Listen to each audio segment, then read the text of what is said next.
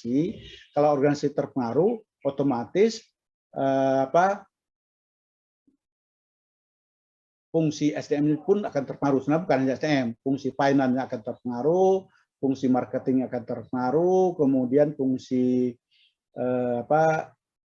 operasional akan terpengaruh, termasuk juga fungsi SDM-nya juga akan terpengaruh. Nah, di situ juga ada beberapa perbedaan atau yang salah menurut saya kalau kita lihat buku asli dengan terjemahan. Nanti di Human Resource Planning juga ada yang salah. Nah, di atas sekali adalah pertimbangan untuk external environment, lingkungan eksternal itu terdiri dari satu, lingkungan eksternal itu pertimbangan legal dalam yang aslinya legal consideration, pertimbangan ke perundang-undangan. Ya. Nah, di bawahnya dia pakai istilah peristiwa tidak terduga. Kalau di buku aslinya ini yang lebih penting, tapi dalam penjelasannya ini juga kesalahan terjemahan ya. Di buku aslinya dia pakai adalah the economic, kondisi ekonomi. Nah, biasanya kalau di kelas saya untuk jelaskan the economic itu aja dengan contoh dengan ini biasanya itu butuh waktu sampai 1,5 jam. Jadi kalau dengan online ini dengan daring ini memang sangat terbatas. Oleh karena itu saran saya, apalagi Anda belum pernah ketemu dengan dosen secara tatap muka ya, sudah 3 semester kan. Nah, padahal materi ini sangat banyak. Dan itu juga nanti sebenarnya kita juga cukup prihatin. Itu menyangkut persiapan Anda nanti persiapan mau ujian kompre sarjana susun skripsi terakhir. Kalau Anda tidak cukup belajar dengan sendiri karena tidak maksimal dengan dosen ya, itu juga Anda nanti akan menemui kesulitan. Jadi yang di peristiwa tidak terduga itu kalau di buku aslinya the economic, jadi pengaruh ekonomi. Nah, biasanya saya sering kasih contoh kalau di kelas itu paling nggak 1 jam, 1,5 jam itu satu itu aja, belum lagi yang lain. Jadi nggak mungkin untuk dituntaskan kayak di SMA part by part gitu ya. Jadi kita hanya garis besarnya. Nah, di ekonomi itu ada 3 stabil. Kalau ekonomi stabil itu biasanya nggak ada dampaknya. Nah, yang biasanya 2, growth dan krisis. Ya, kalau pertumbuhan ekonomi membaik, biasanya perusahaan akan melakukan ekspansi dan dibutuhkan tenaga kerja, maka dia akan melakukan rekrutmen dan seterusnya. Dan dampaknya biasanya positif. Maka pemerintah biasanya apakah presiden, kepala daerah dalam kampanye selalu salah satu alat promonya adalah pertumbuhan ekonomi. Karena ekonomi akan mendorong produktivitas, aktivitas ekonomi dan pada akhirnya adalah kesejahteraan. Nah, yang paling jelek itu adalah krisis ekonomi. Nah, biasanya saya kasih contoh. Krisis ekonomi biasa sampai 1,5 jam atau minimal 1 jam dengan contoh hitungan. Bagaimana sih dampak krisis terhadap SDM? Jadi kita tidak langsung ke SDM tapi ke perusahaannya dulu. Tuh. Itu yang kedua. Di bawahnya ada teknologi, ya. Kemudian customer, pelanggan. Kemudian ada kompetitor, persaingan. Kemudian shareholder, pemegang saham, ya. Kemudian ada union atau serikat pekerja. Kemudian community, masyarakat. Dan di sudut kanan atas itu adalah pasar tenaga kerja. Itu baru external environment. Jadi kalau di buku asli Mondi, yang dalam bahasa Inggris itu, dia ini jadi 1 bab. Itu baru eksternalnya. Dan internalnya ini nggak ada di situ. Nggak ditampilkan di skema ini. Nah, ini tugas Anda nanti bisa cari. Di antara untuk internal environment, lingkungan internal adalah diantara adalah organizational culture. Nah, saya buka di buku aslinya, saya sekarang di atas meja ada buku aslinya. Itu untuk bab sekarang di terjemahan sudah dihilangkan, ya, dihilangkan di terjemahan. Sedangkan di buku aslinya itu masih ada bab tentang nah, itu di bab 9. Judul babnya adalah Corporate Culture and Organizational Development. pengembangan organisasi dan budaya organisasi. Ini salah satu internal internal environment, lingkungan internal yang mempengaruhi. Jadi budaya organisasi itu yang membedakan suatu organisasi dengan organisasi lain, adalah culture-nya, budayanya. Ini di sini satu bab buku asli. Jadi kalau nanti Anda mau fotokopi juga saya punya buku asli dari Mondi untuk pendalaman ya. Kemudian juga di bab 10-nya yang tidak ada di terjemahan itu adalah career planning and development, pengembangan dan perencanaan karir, manajemen karir. Tapi kalau nanti Anda ngambil konsentrasi STM, ya biasanya di semester 5-6 nanti ada mata kuliah kita tawarkan tentang manajemen karir. Nanti biasanya Bu Mei yang ngajar, ya itu. Kemudian yang lain dari internal environment itu adalah manajemen style, upper management. Jadi gaya manajemen dari pimpinan yang lebih tinggi. Itu dari internal environment, lingkungan internal. Nah, ini tidak ditampilkan di skema ini, di PowerPoint ini. Ya, itu. Nah, kemudian di situ ada itu contoh-contoh untuk internal environment. Nanti silakan ada dicari di bukunya ya, gitu. Nah, sedangkan untuk ada tanda panah bolak-balik. Kalau di tengah itu kan ada 1, 2, 3, 4, 5 fungsi STM, manajemen sumber manusia di tengahnya kan ya. Kemudian ini, nah ini 5 ini adalah fungsi pokok dari fungsi STM, manajemen sumber manusia, mewakili dari bab-bab yang ada dalam buku STM, fungsi secara lebih luas. Nah, kenapa ini di komunikasi berhubungan dengan pemasaran marketing ya gitu ya? Karena misalnya Anda tanya kenapa STM lebih banyak? Karena kebetulan kita belajar STM. Karena marketing nanti Anda sekarang udah dapat dasar-dasar pemasaran kan? Nah, kemudian juga operasional dapat MOP sekarang, kemudian keuangan finansial atau keuangan 1 kan? Nah, ini artinya bahwa STM ini tidak berdiri sendiri. Jadi secara garis besar, secara fungsional, organisasi bisnis itu terbagi 4. Itu yang menjadi menjadi jurusan atau konsentrasi dalam manajemen bisnis. Secara fungsi ada 4 besar, itu adalah marketing, operasional, finance, dan human resource management.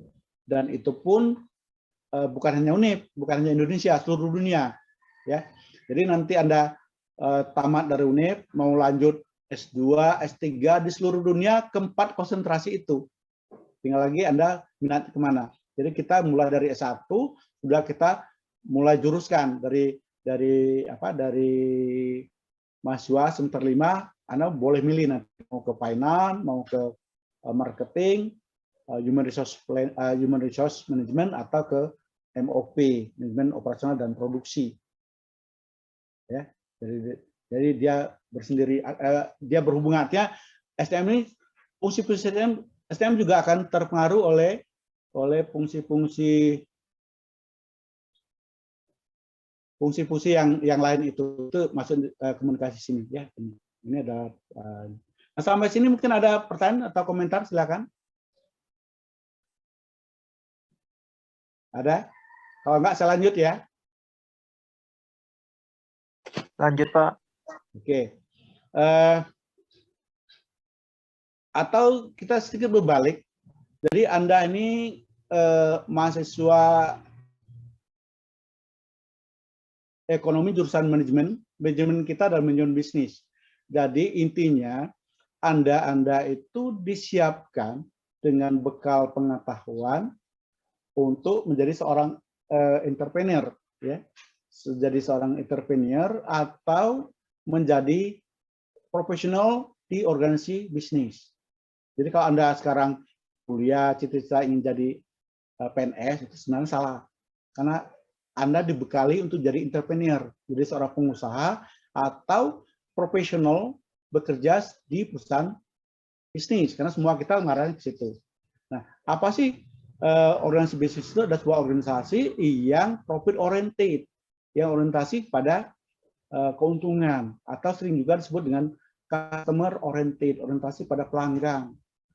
Nah, biasanya setiap tindakan yang kita ajari seorang entrepreneur atau seorang profesional entrepreneur, ya, dia selalu berpikir, selalu dalam mengambil tindakan, apapun tindakan yang dilakukan dalam pekerjaan itu, dalam keputusan sebagai decision maker, ya, dia selalu mengcompare, membandingkan antara benefit and cost. Kalau saya ambil keputusan ini, berapa cost yang harus dikorbankan atau resource yang harus dikorbankan, berapa manfaat yang bisa saya peroleh. Dia selalu pertimbangan itu. Karena Anda bukan sebagai organisasi publik atau organisasi pemerintah, public service, atau organisasi sosial, LSM. Karena kita jelas-jelas adalah perhitungannya adalah profit, untung rugi. Semua diarahkan situ. Nah, untuk menjadi seorang profesional, ya, baik sebagai entrepreneur atau profesional bisnis, maka kita bekali prinsip-prinsip adalah pemanfaatan semaksimal mungkin resource, sumber daya. Nah, di awal mungkin di pengantar bisnis ada dikenalkan resource, itu ada istilah 6M itu kan. Ada M pertama adalah material. Nah, material itu bahan baku nanti akan dibahas di MOP. Untuk memaksimalkan penggunaan bahan baku itu, manajemen, bukan sih kita memanagenya. Kapan kita beli, berapa jumlah yang kita beli, kemudian harga berapa, siapa supplier dan sebagainya. Itu di manage agar menguntungkan. Ya. Kemudian M yang kedua adalah mesin atau teknologi. Nah, itu juga masih banyak di MOP, nanti menyangkut tentang layout, teknologi yang akan kita adopsi dan memproses produksi dan sebagainya. M yang ketiga adalah metode yang digunakan. Mungkin semua aspek akan digunakan di finance, di operasional, di SDM, di marketing juga gunakan satu strategi. Nah, M yang keempat adalah money atau capital. Nah, itu nanti akan Anda dibahas, diajari di manajemen keuangan atau financial management, ya. Kemudian M yang kelima market, pasar. Nah, itu nanti akan diajari marketing atau manajemen pemasaran. Siapa sih yang kita sasarkan, produk kita apa, akan kita menyalurkannya, berapa harga yang akan kita tentukan, kemudian metode promosinya bagaimana, itu akan dibahas di bagian itu. Dan M yang ke-6 saya biasanya sering meletakkan terakhir, ya, bukan dalam arti dia fungsi terakhir, manpower, tenaga kerja, itu yang kita akan bahas. Salah satu resource adalah sumber daya. Jadi sering kalau Anda kenal input, resource atau sumber daya, itulah yang akan kita olah secara maksimum. Ya. Nah, walaupun saya sering letakkan di nomor 6, manpower, M yang ke-6, tapi justru dibandingkan MM yang lain, M ini yang paling unik dan paling sulit di manage, diatur. Kenapa? Karena dia benda hidup. Manusia, dia punya feeling, punya keinginan, punya pemikiran, maka perlu pendekatan yang lebih kompleks. Ya. Kalau yang M yang 5 tadi justru kebanyakan benda mati. Benda mati lebih gampang diatur. Mesin dipaksakan menghasilkan sebanyak mungkin biar lebih efisien. Bisa, paling mesinnya meledak. Tapi kalau manusia nggak bisa. Ya, jadi itu awal dari kita belajar manajemen. Jadi semua sama. Jadi tujuan dari manajemen keuangan, operasional, kemudian SDM dan marketing atau operasional ini adalah bagaimana kita memaksimumkan kontribusi dari semua input atau resource itu dengan pendekatan manajemen. Nah, manajemen kan ada 4 fungsi utamanya, ada 4 ya. Planning, organizing, executing, dan controlling. Itu fungsi pokoknya, perencanaan, mengorganisir, baik pekerjaan maupun orangnya, meng-executing, atau juga disebutnya dengan leading, menggerakkan, mengarahkan, atau memimpin, leading situ. Kemudian terakhir adalah harus diawasi, dikontrolling. Nah, tapi kalau Anda buka buku manajemen, misalnya baik itu bukunya F.W. Taylor, kemudian Henry Fayol, atau siapapun, fungsi manajemen nggak 4, itu banyak. Ada yang 10, ada 12, tapi secara garis besar 4 itu. Ya, 4 itu. Nah, artinya kalau kita ingin memaksimumkan penggunaan input dengan pendekatan konsep-konsep manajemen, maka di situ muncul manajemen keuangan, manajemen sumber manusia, manajemen operasional atau produksi, dan manajemen pemasaran. Artinya kita memanage manusia sebagai salah satu resource, memanage finance itu sebagai salah satu resource atau sumber daya atau input, kemudian operasional, production itu juga salah satu input, kemudian pasar juga sebagai salah satu input atau resource. Itu harus kita manage dengan pendekatan, maka itu judulnya manajemen pemasaran, manajemen keuangan, manajemen operasional dan produksi, dan manajemen sumber manusia. Jadi itu kira-kira gambaran awal sebelum kita masuk fungsi-fungsi secara detail. Minggu depan insya Allah kita sudah masuk ke job analysis, ya, kemudian human resource planning, dan seterusnya. Nah, ini dari bukunya Mondi. Nah, kalau coba kita lihat bukunya Nu dalam ini kan.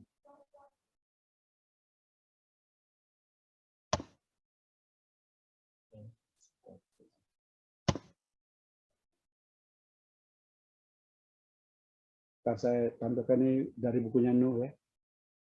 Yang kemarin saya juga sharekan referensinya.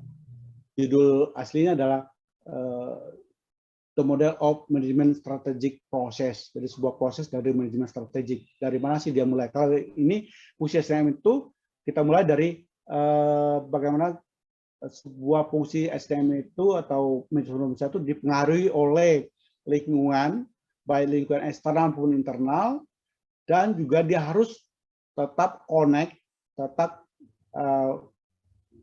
berkomunikasi atau berhubungan dengan fungsi-fungsi lain dalam sebuah perusahaan. Dia tidak bisa berdiri sendiri.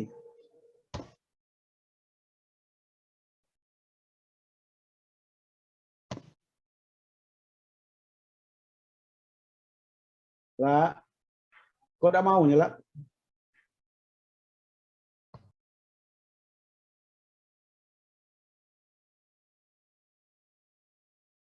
Nah, ini adalah The Model of Management Strategic Process. Ini dari bukunya Nu, ya.